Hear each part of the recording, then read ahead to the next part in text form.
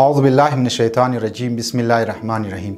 عزیزان محترم، دو اهم مطلب را امروز در دو مرحله می خواهیم در خدمت شما بیان کنم. مرحله اول ایه که یک مشکلی که معاشره ما گرفتار هست، چی از لحاظ سیاسی بگر، چی از لحاظ مذهبی بگر، چی از لحاظ گروهی بگر، چی از لحاظ خودی افرادها را مد نظر بگر، تک تک افرادها را، حتی من خانواده ها، من فامیلی، یک مرضی که مردم مبتلا هست و قدرت طلبیه. و قدرت طلبی برای یک گروه، برای یک سیاسی پارتی، برای یک ملک، برای یک معاشره، برای یک فامیلی بسیار خطرناک است. قدرت طلب افراد چی موگه؟ همیشه ایر موگه که از ما کده بال کس نباشه. گب از ما صرف در منی خانه یا منی گروپ یا منی گروه یا منی یک سوسایتی باید بچله. از چینل از ما باید کارها پیش بره. تمامی مردم پیش از ما باید زاری کنه، پیش از ما باید التماس کنه و آخری گب را باید ما بزنم. اگر آخری گب ما نزدم دیگه او کار باید پیش نره.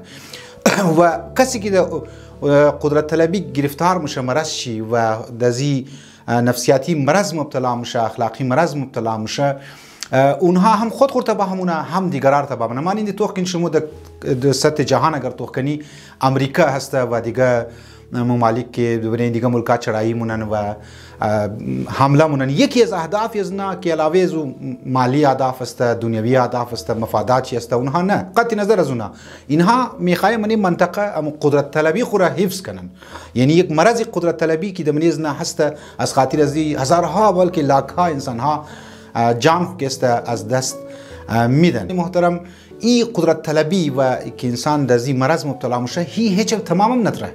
شما تو که in امریکا اگر دبری یک ملک حمله مونه، بس دیگه هم ملک حمله مونه، برای دیگه سیم ملک حمله مونه و این ختم نمیشه، چون که این منی فطرت انسان این قدرت طلبی موجود است. لذا اگر از این غلط استفاده شد، خدا نخواسته بسیاری از مشکلات منی معاشره پیدا میتونه و منی یک خانه حتی بالخصوص که فردی که بسیار قدرت طلب هست، متکبر هست و منی افراد خانه گپ از خود میخواه اپلای کنه، هر گپ یزو باید قبول چنه و اگر ایگو کسی دیگه مداخلت کنه و او را امو غلطیش بگه یا غلطیش گوش زد کنه، دیگه او آماده نیه و اگامی که گوش زد کد غلطیش را بس خدا نجات بیده و فردی که غلطی از او بیان کده بریشی او بده بسیاری تهمت ها، بسیاری ده عیبه های از او منی معاشره پیلاو میشه و منی معاشره بیان مونه و بیچاره را خوار و ذلیل مونه و از بین مبر شخصیتی از او را. از لحاظ روایات کار افرادی که در مرض قدرت طلبی مبتلا هست دیگه کار از او تمام است و او عاقبت خوره و آخرت خوره تباه و برباد کرده، بلکه دمزی دنیا هم تباه و برباد شده.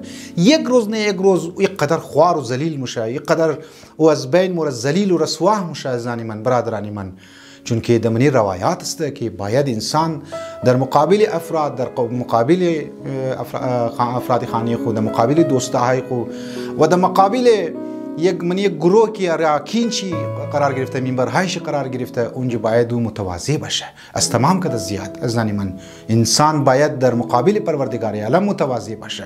تواضع بسیار امری خوب در روایات بیان شده و از دیگه طرف ماهر نفسیات هم مگه شخصی که قدرت طلب است در حقیقت ده احساس کمتری مبتلاه. احساس کمتری خو میخواه ختم کنه و یک احساس برتری کاذب دروغ را پیدا مونه و در مختلف طریقه ها میخواه قدرت طلبی خو را حفظ کنه. از زن محترم، دویمه چیزی که میخواهیم در خدمت شما بیان کنم، من معاشره از مردم مبتلا هست و بسیاری از بدبختی‌ها را دنبال داره شهرت طلبیه. شهرت طلبی در اصطلاح شرعی امو ریاکاری گفته میشه. این از قدرت طلبی هم خطرناکتر است. چرا؟ حال در خدمت شما بیان منم. در این شهرت طلبی میتونه پیر، جوان، زن، مرد تمام مبتلا شونه، بلکه بسیاری از افرادها را دمزی سوشل میدیا در فیسبوک و غیره میگرنی که برای شهرت طلبی از خود چی کارها که است که نمونه، برای ازی که چند ویوشی زیاد چونه، چند دنه که است مردم واوا کنه، چند افرادها باید تعریف شی کنه، چندن داستانهایی را مایا جور مونه، تاریخ را گای بیان مونه، گای خانه افرادها مبتلا مشغول میشه و اونها را خانه های افرادها را داستانهای شرکست میخواه بگه و در نظر اسمه این فرد میخواه از طریق بعضی از قصه هایی که در منی معاشره منی افراد مردم میخواه که قصه را گوش کنه. از او قصه ها مایا شهرت طلبی خوره اما شهرت خوره زیاد مونه و این یک مرض است و این خطرناک مرض است و انسان از رایی که در ریاکاری مبتلا شونه و از رایی که انسان در این مرض شهرت طلبی مبتلا شونه از دست هر کار پوره از دست هر کار پوره هر کار میتونه هر غلط کار را میتونه انجام بده. وقتی که گناه شناسی بحث منی و گناه شناسی را انسان مطالعه منی زومگه که یک گناه کدی گناه دیگه لینک داره او دیگه گناه کدی دیگه گناه لینک داره. انسان اگر دروغ مگه پس پشت چند نه دروغای دیگه که است مگه و یک کارهای غلط هم انجام داده. لذا اونهایی که منی مرض شهرت طلبی مبتلا در حقیقت اونها در یک مانند یک حسد است، یک بغض است، گلونچی یک کینه مبتلا است. ممکنه در نسبت اشخاص میخواهد او را اما براس دل خور ختم کنه اما حسد خور میخواهد اظهار که است در ازی طریقه اظهار کنه. لذا موس خداوند متعال میخواهی که پروردگار عالم مور از این مرض نجات بده. و از آن من یک چیز در خدمت شما آخر بگم، هم شهرت طلبی هم قدرت طلبی راه علاج چی که انشالله ایگو وقت ملاوشنا در تفصیل بریشمو ایدو مرض را علاج چی بگم، لیکن به طور خلاصه میرم که کم شاید در خدمت شما اشاره کرده بودم دمنی یک دقیقه پیش یا یک منت پیش ای که انسان شما تو که دمنی 5 وقت انسان که نماز میخوانه چندین بار انسان در سجده موره آخریش مکتوب باید در سجده شکر بوری و سجده کنی، یعنی خود تو متواضع کنی، لفظ متواضع، عمل خاضعانه، عمل خاشعانه دمن اسلام بسیار مورد پسند قرار گرفته.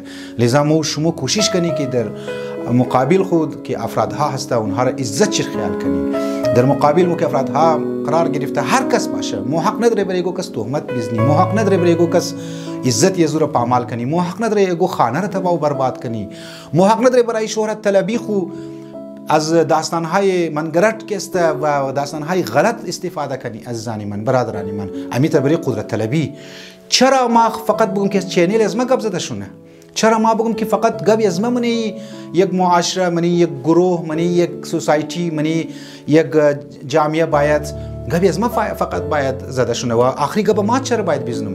رسول خدا رو توغ منی اونها در مختلف مراحل زندگی مشوره میکردن، در مختلف مراحل سیاسی، جنگی، اجتماعی و حکومتی اینها مشوره میکردن. این بزرگوار دیگه ائمه اطهار علیهم السلام از ما مشوره میکردن.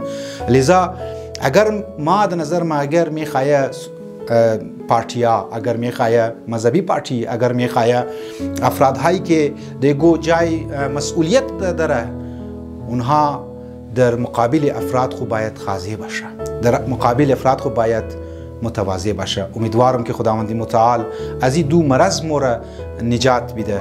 والسلام علیکم و رحمت الله و برکاته.